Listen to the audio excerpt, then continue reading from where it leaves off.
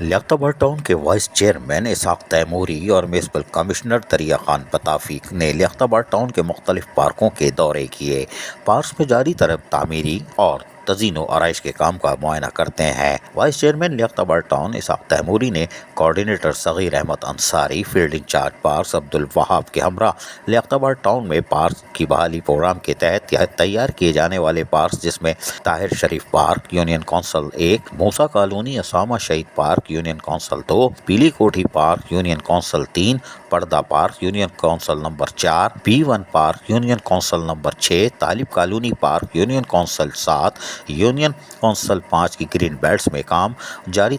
تزئین و آرائش کے کام کا معائنہ کیا۔ اس موقع پر voice chairman Liaquatabad town Ishaq Taimuri نے کہا کہ 5 ماہ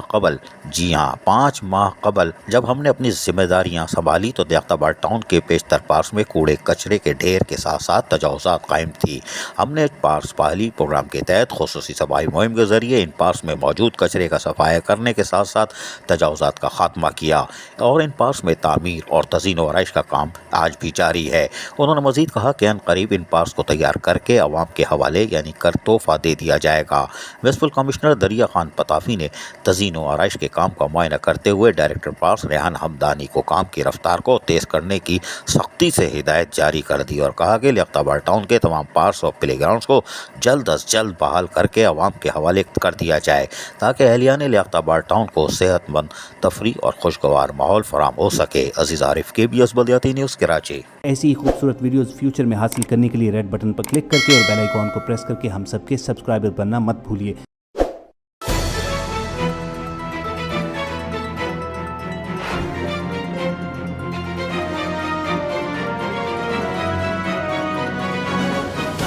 KBS بلدیاتی نیوز۔